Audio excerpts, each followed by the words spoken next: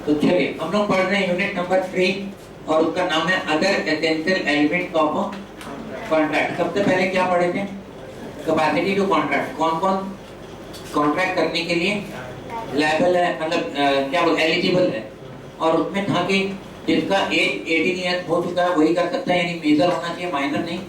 उसके बाद sound mind बोलो, और लॉ के द्वारा उसको रोका ना किया, डिस्क्वालीफाई ना किया गया कॉन्ट्रैक्ट करने के लिए, वो लोग कॉन्ट्रैक्ट कर सकते हैं। उसके बाद ना कंसेंट होना जरूरी है, और वो भी कौन सा?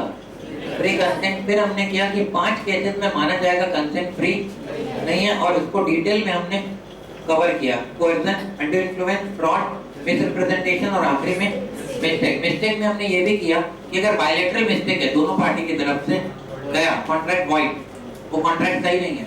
मिस्टेक अगर सिंगल है, मतलब यूनिलैटरल है, एक तरफ से, तो अगर वो सामने वाले की गलती थी तो ये वैलिड है, तब ये कॉन्ट्रैक्ट वॉइड नहीं होगा। एक क्योंकि एक सही समझ रहा है, दूसरा उसको गलत इंटरप्रेट कर रहा है। लेकिन अगर मिस्टेक है यहाँ पर फैक्ट का, और वो उस समय कंसेंट फ्री नहीं था, जैसे मिस्टेक है लेकिन मिस्टेक में कंसेंट फ्री नहीं था, तब वो वॉइड है। क्लियर है? अगर मिस्टेक ऑफ इंडियन लॉ है, मिस्टेक ऑफ इंडियन लॉ है, तब बताओ कॉन्ट्रैक्ट क्या होगा? वैलिड होगा। उसको आप वॉइड नहीं बोल सकते क्योंकि लॉ का इग्नोरेंस आपकी गलती। लेकिन अगर मिस्टेक ऑफ फॉरेन लॉ है तब उसको अवॉइड किया जा सकता है। ये कंक्लूजन है। अब आते हैं आज के टॉपिक में, जिसका नाम है legality of object and consideration. Question number 70, page number 34। क्या है page number 34? Which consideration and object, ध्यान देना, which consideration and objects are lawful and those which are not. मतलब किन कंसीडरेशन और ऑब्जेक्ट को हम लॉफुल कहेंगे और किसको हम लॉफुल नहीं कहेंगे। इसके बारे में कुछ बातें ऑलरेडी हम डिस्कस कर चुके हैं पिछले यूनिट में, लेकिन मैं रिपीट भी करूंगा उसको क्योंकि आप फिर भूल गए होंगे ना। तो देखो, द कंसीडरेशन और object of an agreement is lawful. माना जाता है कि किसी भी एग्रीमेंट का कंसीडरेशन लॉफुल है या ऑब्जेक्ट यानी पर्पस लॉफुल है, unless it is forbidden by law. मतलब लॉ के द्वारा मना ना किया गया। अगर मना किया गया तो लॉफुल का, लॉ के द्वारा मना नहीं किया गया तब वो लॉफुल है। ओके, जैसे फॉर एग्जांपल, अच्छा, फॉरबिडन बाय लॉ मतलब रिस्ट्रिक्टेड बाय लॉ। जैसे लॉ बोलता है ना कि आपको फोर्जरी नहीं करना, आप फोर्जरी करोगे तो जेल जाना पड़ेगा। फोर्जरी समझ रहे हो ना? घर दिखाया सामने वाले को, देखो मेरा घर है, जबकि वो घर आपका नहीं, और बेच रहे हैं आप, फोर्जरी है। चीज आपकी है क्या? नहीं, तो आप कैसे बेच दोगे उसको? दूसरा एग्जांपल, लॉ बोलता है कि आपको कोई भी ड्रग्स में डील नहीं करना, तो नहीं करना है। अगर आप करेंगे तो ये लॉफुल नहीं है, मतलब इसको अगेंस्ट लॉ माना जाएगा। ओके, इसी तरह से और बहुत सारी चीजें हैं, जैसे किसी का मर्डर करना, कुछ भी, ये सब लॉफुल नहीं है। Second, it is of such a nature that if permitted, ये इस नेचर का है कि अगर परमिशन दिया ना तो इससे लॉ के प्रोविजन डिफीट होंगे, मतलब अल्टीमेटली लॉ का कॉन्ट्रावेंशन होगा, तो उसको भी हम लॉफुल नहीं मानते हैं। इट फ्रॉडुलेंट, यानी अगर वो किया गया तो फ्रॉड होगा किसी के साथ, तो ये भी लॉफुल नहीं माना जाएगा। चौथा, involve injury to the person और प्रॉपर्टी ऑफ अनदर। ऐसा कोई भी एक्टिविटी जैसे दूसरे पर्सन को क्या होगा? इंजरी, उस पर्सन को या उसकी प्रॉपर्टी को इंजरी होगा, नुकसान पहुंचेगा, अलाउड नहीं है। द कोर्ट रिगार्डेड एज क्या? इमोरल, उसको इमोरल मानता है कोर्ट, इसको सही नहीं मानता। ह्यूमन ट्रैफिकिंग, क्या ये मॉरल है? ह्यूमन ट्रैफिकिंग में बहुत कुछ आता है, जैसे फॉर एग्जांपल किसी पर्सन को बताए बिना उसका किडनी निकाल के बेच देना, ये ह्यूमन ट्रैफिकिंग है। मतलब गरीब लोग हैं, गए थे इलाज के लिए, डॉक्टर ने क्या किया, अपने हॉस्पिटल में एडमिशन दिया उसको, और इलाज करने के बहाने उसका शरीर का एक पार्टी क्या किया? गायब कर दिया। क्या ये इमोरल नहीं है? अलाउड नहीं है। ऐसे बहुत सारे एग्जांपल हो सकते हैं। तो court regard it as immoral और अपोज टू पब्लिक पॉलिसी। क्या चीज के खिलाफ है? पब्लिक पॉलिसी के खिलाफ है।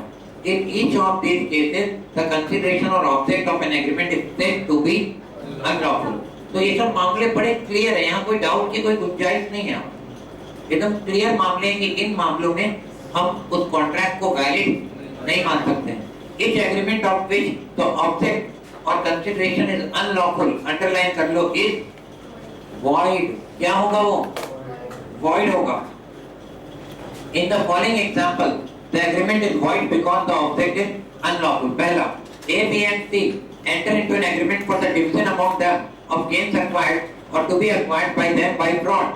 A, B, C ने तय किया आपस में फ्रॉड करेंगे मिलके और उसके बाद जो भी कमाई होगी उसको आपस में बांट लेंगे. एग्रीमेंट क्या है? वॉइड, क्योंकि पर्पस क्या है? अनलॉफुल. सुनो, अगर आप तो पहले पढ़ चुके हैं, अगर इलीगल कॉन्ट्रैक्ट किया अनलॉफुल तो उससे जुड़े हुए कॉन्ट्रैक्ट भी क्या होते हैं? वॉइड होते हैं. जैसे मुझे पता है कि मुझे पैसे चाहिए ड्रग्स खरीदने के लिए और सामने वाले को भी पता है और मैं तो कह रहा हूँ लोन देना भाई, 1 करोड़ का लोन चाहिए, चुका दूंगा तेरे को और इंटरेस्ट भी हाई दूंगा 3% पर मंथ. अब सामने वाले को पता है कि मैं क्या करूंगा? ड्रग्स खरीदूंगा. मेरा जो ये है पर्पस है वो क्या है? अनलॉफुल है. अब वो मुझे क्या कर रहा है? सपोर्ट कर रहा है. तो वो एग्रीमेंट भी क्या है? वॉइड है. ये लॉ कहता है. आगे देखो, A promises to B to abandon a prosecution. मतलब A प्रॉमिस कर रहा है B से कि मैं प्रोसिक्यूशन हटा दूंगा, which he has instituted against B for robbery. मतलब A जज है और बोल रहा है कि तुमने जो रॉबरी की है उसके लिए जो तुम्हारे ऊपर प्रोसिक्यूशन का मामला है उसे मैं हटा दूंगा. And B promises to live thereof to restore the value of the property wrong. बदले में B कह रहा है कि जो प्रॉपर्टी ऑफ वैल्यू है ना wrong, यानी जितना उसने रॉबरी किया है उस प्रॉपर्टी को पूरा का पूरा वो जज को दे देगा या बांट लेंगे. अनलॉफुल है कि नहीं? देखो आगे, the agreement is void as its object, namely the stifling of prosecution. यानी stifling of prosecution का सजा से बचना. इसका मकसद क्या है एग्रीमेंट का? सजा से बचना. अनलॉफुल माना जाएगा. Section 10 of Indian contract act provide for the legality of consideration and object thereto. अगला पैराग्राफ, section 23 of the act state also state that every agreement to which the object of consideration is unlawful is void. तो section 23 साफ यहाँ कहता है. अभी हम लोग सेक्शन 23 ही पढ़ रहे हैं. ये जो हम लोग पढ़ रहे हैं क्या है ये? और वो कह रहे हैं साफ कि अगर ऑब्जेक्ट अनलॉफुल है तो एग्रीमेंट क्या होगा? void. The following is an example of the agreement which is void because of unlawful consideration.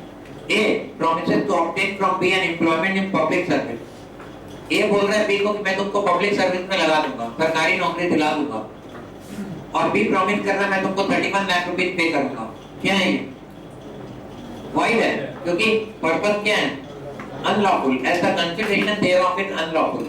Here A promised to procure for B an employment in public for B promised to pay rupees 31 lakh. The consideration being opposed to public policy is unlawful. खत्म. तो आप ये सब नहीं कर सकते. जैसे किसी को आपने सुना होगा कई बार, पुलिस की नौकरी है, पुलिस की भर्ती में इंडिया में खूब करप्शन चलता है. सिर्फ भर्ती में नहीं, उसके बाद हर लेवल पर, जैसे आपको ट्रांसफर कराना है दूसरी जगह पर, फिर क्या देना होगा आपको? अगर मनचाही पोस्टिंग चाहिए, मनचाहा पोस्टिंग वो होता है जहाँ पे सबसे ज्यादा भलाई होती है, मतलब पैसा सबसे ज्यादा कमाने का अपॉर्चुनिटी मिलता है. वो पोस्टिंग बहुत अच्छी पोस्टिंग मानी जाती है. तो पुलिस के पास सारा डेटा होता है. सुनो, थाने, हर थाना में कितना कलेक्शन आ रहा है मंथली, पिछले 3 साल का, वो भी अकाउंटिंग मेंटेन करते हैं प्रॉपर. तो हिसाब होता है कि कौन सा थाना अच्छा है, कौन सा खराब है. तो जो जितना पैसा देगा ट्रांसफर पोस्टिंग में, उस हिसाब से उसको वैसा थाना का पोस्टिंग मिल जाएगा. तो इसलिए अगर पैसा लिया जा रहा है तो एज पर लॉ क्या है? ये गलत है, अनलॉफुल है. आगे, under section 23 of the Indian contract act, in each of the following cases the consideration और object of an agreement is said to be unlawful. पहला, व्हेन कंसीडरेशन और object is forbidden by law. सबसे पहला वाला point वही पढ़े थे हम लोग ऊपर में, फॉरबिडन बाय लॉ. तो देखो क्या लिखा है,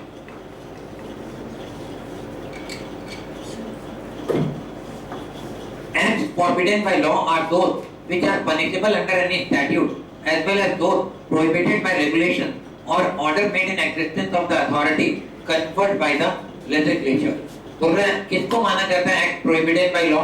तो those which are punishable under any statute, यानी उस काम को करेंगे तो किसी न किसी लॉ में क्या मिलेगा? किसी ना किसी लॉ मतलब कॉन्ट्रैक्ट एक्ट जरूरी नहीं है।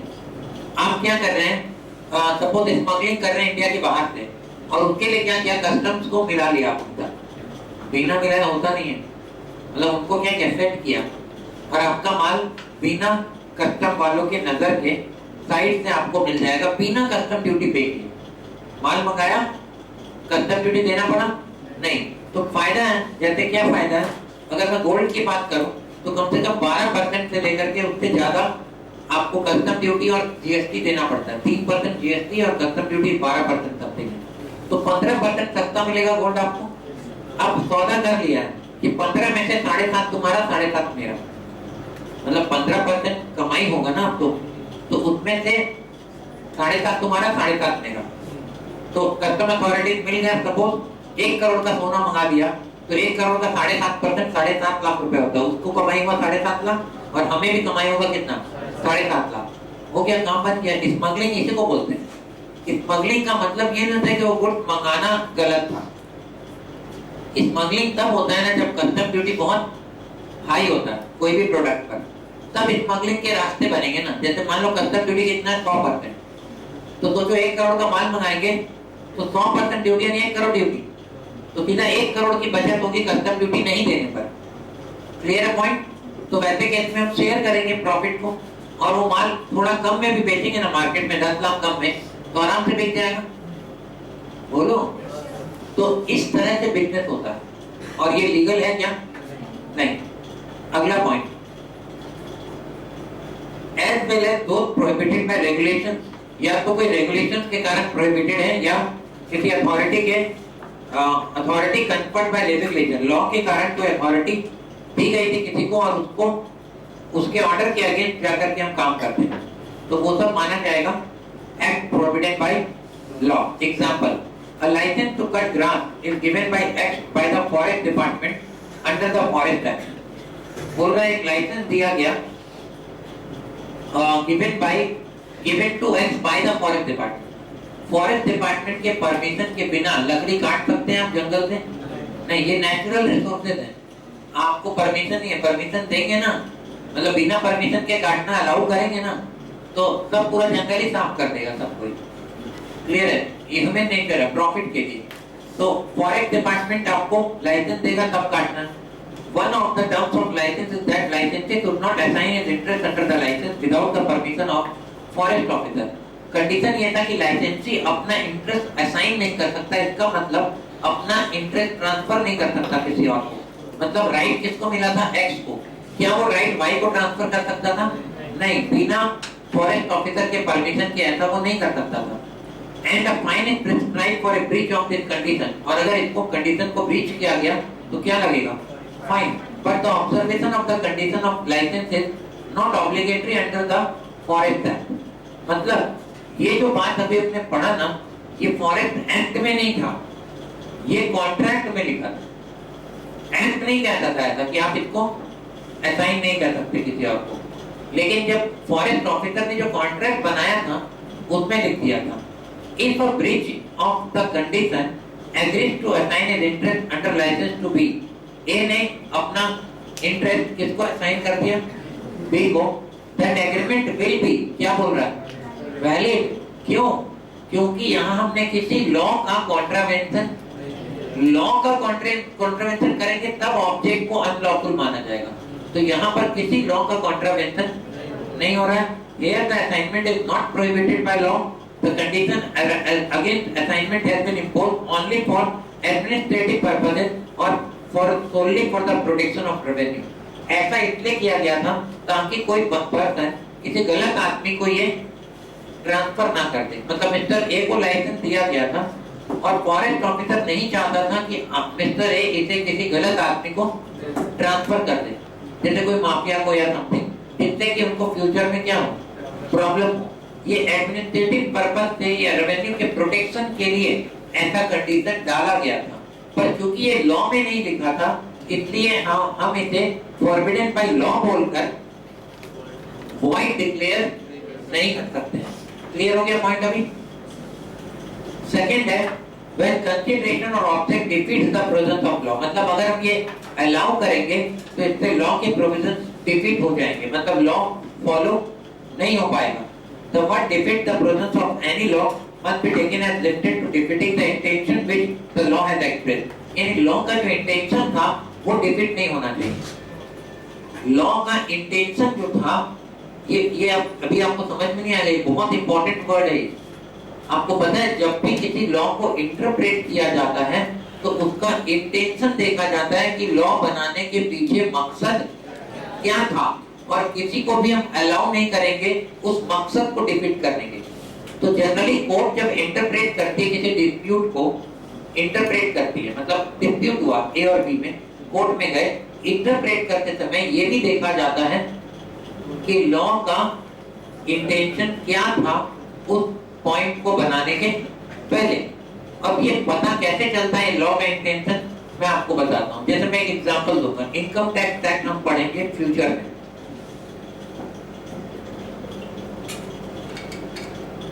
क्या पढ़ेंगे? अगर इनकम टैक्स एक्ट केवल पढ़ लेंगे आप तो आप नॉलेजेबल नहीं हो पाएंगे, आपका नॉलेज बहुत ही लिमिटेड होगा। अगर किसी भी, जैसे इनकम टैक्स एक्ट मतलब क्या होता है, जैसे जो पर्सन इनकम कमाते हैं उन्हें टैक्स देना पड़ेगा इंडिया में। अब इसको समझने के लिए इसके साथ पता है क्या क्या पढ़ना पड़ेगा, सुनना।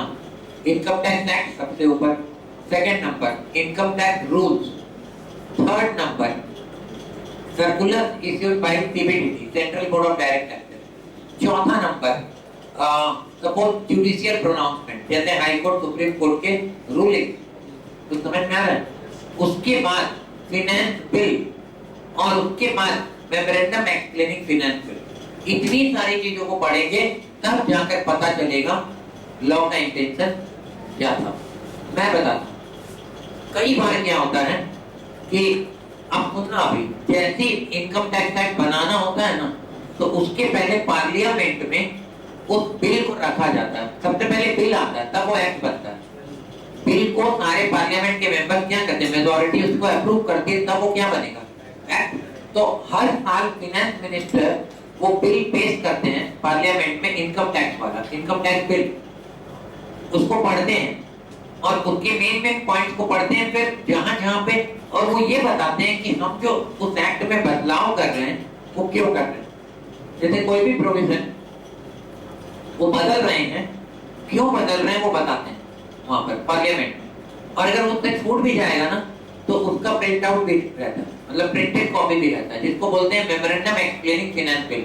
इसका मतलब होता है फाइनेंस बिल में जो अमेंडमेंट्स लाए गए हैं उसके पीछे क्या मकसद है, इंटेंशन है। तो एक हो गया मेमोरेंडम एक्सप्लेनिंग फाइनेंस बिल और एक होता है फाइनेंस मिनिस्टर का स्पीच जो बोलते हैं, पढ़ते हैं।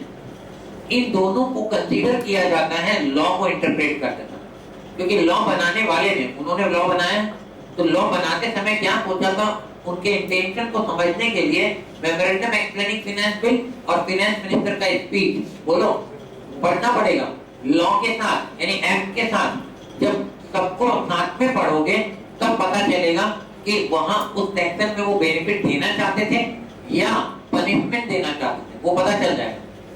तो अगर कोई असेसिंग ऑफिसर गलत इंटरप्रेट कर रहा है तो एसएससी रेफरेंस दे सकता है कि देखिए फाइनेंस मिनिस्टर का स्पीच का ये हिस्सा है, इसको पढ़िए, और इसमें साफ साफ लिखा है कि ये अमेंडमेंट एसएससी के फायदे के लिए किया गया। तो आप इसमें आपको पनिशमेंट कैसे दे सकते हो, नहीं दे सकते आप, समझ में आ रहा है। और वो असेसिंग ऑफिसर बाउंड होगा उन हिस्सों को भी फॉलो करने के। कुछ समझे या नहीं समझे? यानी जब भी हम किसी लॉ को पढ़ते हैं, प्रोविजंस ऑफ लॉ, तो ये देखना पड़ेगा कि उस लॉ को बनाने का इंटेंशन लॉ मेकर का क्या रहा था। अगर लॉ मेकर का इंटेंशन क्लियर नहीं है क्लियर, तो उस इंटरप्रिटेशन को करने का काम करते हैं कोर्ट। इसलिए तो हम कोर्ट जाते हैं। तो हाई कोर्ट और सुप्रीम कोर्ट के जो जजमेंट्स आते हैं वो सही इंटरप्रिटेशन के साथ आते हैं। अगर डाउट है इंटरप्रिटेशन में तो हाई कोर्ट या सुप्रीम कोर्ट के जजेस उसको इंटरप्रेट करते हैं मैटर को कि इसका ये मतलब है, और फिर वो सबके ऊपर क्या होता है, बाइंडिंग होता है। क्लियर है? अगर ये लड़ाई होती है, फिर सुनना, अभी कभी भी गवर्नमेंट और कोर्ट के बीच में दोस्ती नहीं हो सकती। गवर्नमेंट लॉ मेकर है, कोर्ट उस लॉ का पोस्टमार्टम करते रहती है। क्लियर है? अब गवर्नमेंट को लगता है कोर्ट ने तो गलत पोस्टमार्टम कर दिया, कोर्ट ने तो एसएससी के फेवर में केस को डिसाइड कर दिया, इससे रेवेन्यू का क्या होगा, नुकसान होगा। तो फिर गवर्नमेंट उस केस को बदल नहीं सकती, लेकिन आगे के लिए अपने लॉ को बदल सकती है। ये गवर्नमेंट को पावर है। लॉ को बदलेंगे तो सुप्रीम कोर्ट का जो रूलिंग है ना वो बेकार हो जाएगा आगे के लिए, फ्यूचर के लिए। उस एसएससी के लिए बेकार नहीं होगा, उस पर तो एप्लीकेबल हो गया। फिर लॉ को जब बदल देंगे तब नई एसएससी पर नया वाला लॉ एप्लीकेबल होगा। ये लड़ाई चलती रहती है। कुछ समझे या नहीं समझे अभी? तो देखो अभी क्या लिखा है। The word defeat the provisions of any law must be taken as limited to defeating the intention to which law has expressed. यानी लॉ को डिफीट करना मतलब क्या, लॉ के इंटेंशन को डिफीट करना। The court looks, और अगर ऐसा है तो फिर वो एग्रीमेंट क्या होगा, वॉइड होगा। जिसका मकसद क्या था, लॉ के इंटेंशन को डिफीट करना, वो एग्रीमेंट क्या होगा, वॉइड होगा। The court looks at the real intention of the parties to an agreement. If the intention of parties is to defeat the provisions of law, the court will not enforce it. तो उस case में court allow नहीं करेगी कि आप law के intention को cross करके ऊपर निकल जाएंगे। समझे? अभी एग्जांपल दूंगा, समझ जाओगे। देखो, A state is called for arrear of revenue. A का बहुत सारा स्टेट गवर्नमेंट का टैक्स बकाया था, नहीं चुका रहा था काफी टाइम से, ठीक है। तो उसके स्टेट को क्या किया गया, कोर्ट ने बोला हम बेचेंगे, मतलब गवर्नमेंट ने बोला हम बेचेंगे under the provisions of act of legislature by which the defaulter is prohibited from purchasing the estate। लेकिन उस हालत में डिफॉल्टर उसे खरीद नहीं पाएगा, क्योंकि उसने डिफॉल्ट किया तभी तो बेच रहे हैं। उसके स्टेट मतलब उसकी संपत्तियों को बेच रहे हैं, क्योंकि उसने अपना टैक्सेस टाइमली नहीं चुकाया, अरियर बहुत बढ़ गया है, तो अल्टीमेटली गवर्नमेंट उसे बेचना चाहती है। लेकिन कंडीशन क्या था कि जो डिफॉल्टर है वो बिडिंग में पार्टिसिपेट नहीं कर सकता। B upon understanding with A becomes the purchaser and agrees to convey the estate to A upon receiving for him the price which B has paid। B इस बात को समझ गया, उसने बोला कोई बात नहीं, मैं आपके बिहाफ में बिडिंग करूंगा, A के बिहाफ में। B कौन है, एजेंट ऑफ A। उसने बोला मैं बिडिंग करूंगा, मैं जीत जाऊंगा तो आप मुझे बदले में एक कमीशन दे देना, स्टेट आपका। समझा?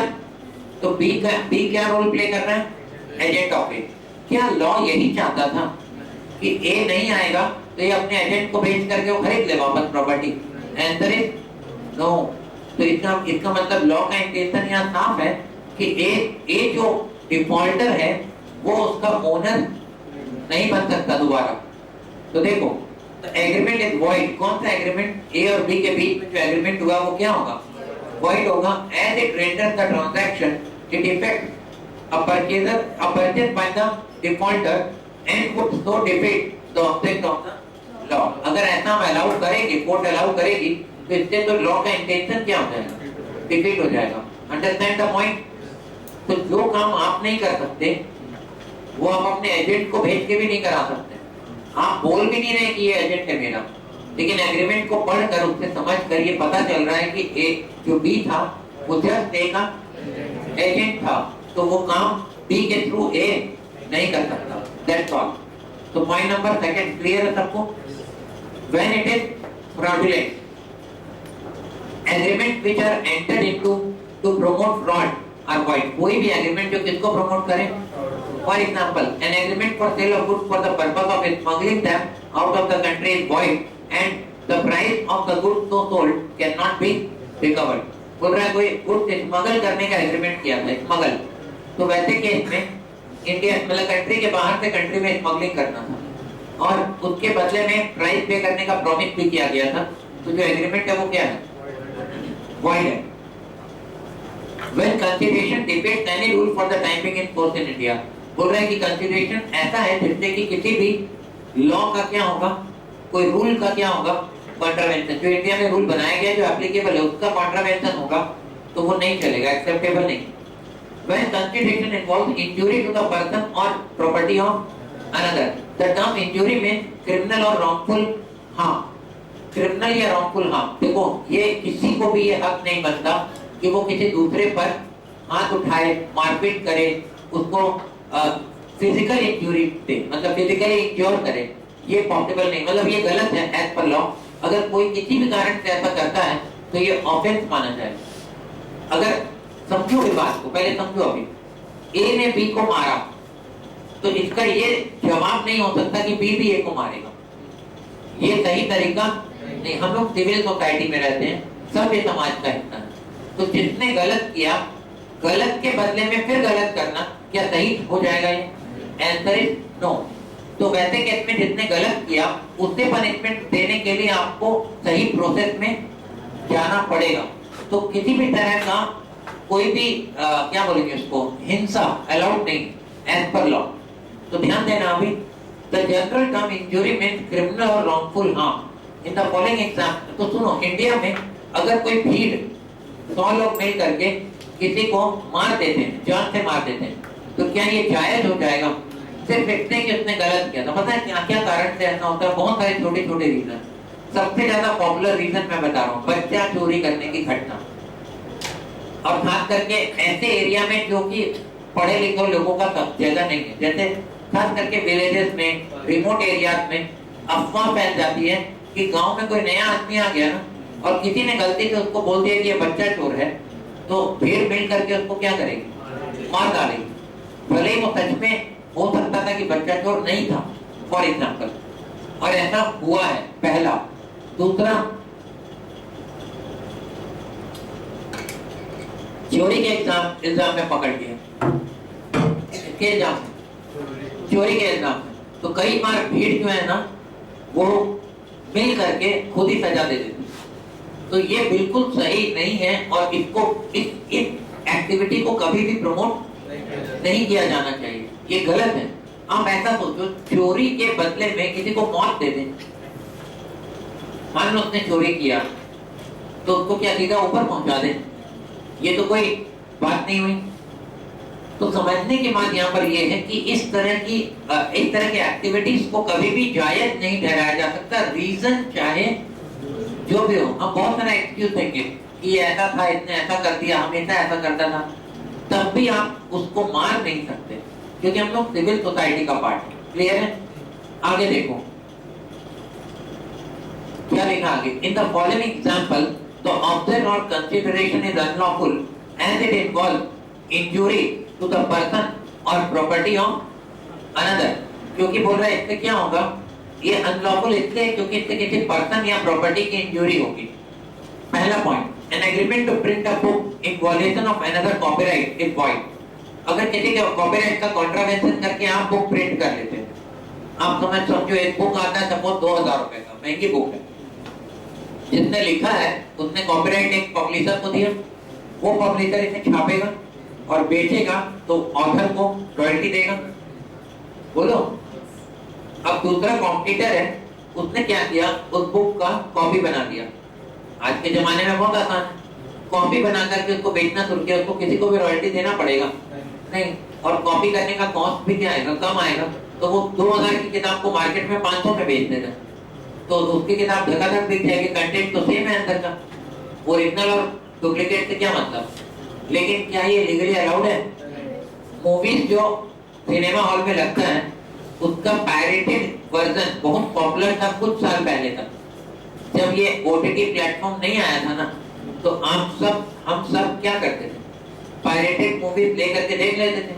जैसे नई नई मूवीज आई, सिनेमा हॉल जाने की बजाय पायरेटेड कॉपी खरीदा, मतलब खरीदा क्या, रेंट पर लिया 10-20 रुपए में, देखा, सीडी वापस कर दिया। ये जमाना था, लेकिन धीरे धीरे वो जमाना अब क्या हो गया, गायब, क्योंकि अब सब ऑनलाइन हो गया, ओटीटी प्लेटफॉर्म आ गए। तो आपको थोड़ी दिन के बाद वो मूवी आपको प्लेटफॉर्म में मिल जाएगी, तो आपको कॉपी, पायरेटेड कॉपी देखने की जरूरत एक्चुअल में नहीं है। लेकिन अभी भी इंटरनेट में एक ऐसी जगह है जिसको बोला जाता है डार्क नेट। क्या बोला जाता है? डार्क नेट, जिसमें बहुत सारे ऐसे कंटेंट होते हैं जो कॉपीराइट एक्ट का उल्लंघन करते हैं, सीधा सीधा। मतलब आपको अभी भी तुरंत एक दिन बाद या सेम डे आपको नई मूवी का क्या मिल जाएगा, पायरेटेड वर्जन, उस डार्क नेट में, और वहां से आप निकाल कर देख सकते हो। लेकिन ये क्या है, इलीगल है, गलत है, समझ में आ रहा है? उसमें दोनों देखिए, होता क्या है, जिसने ये डाला वो तो बच जाता है, कारण है कि वो आईटी एक्सपर्ट होते हैं, और वो इस तरह से उसको अपलोड करते हैं कि उनका आइडेंटिटी कभी भी डिस्क्लोज नहीं होता। लेकिन आप तो नहीं हो साइबर एक्सपर्ट, तो आप जब उसको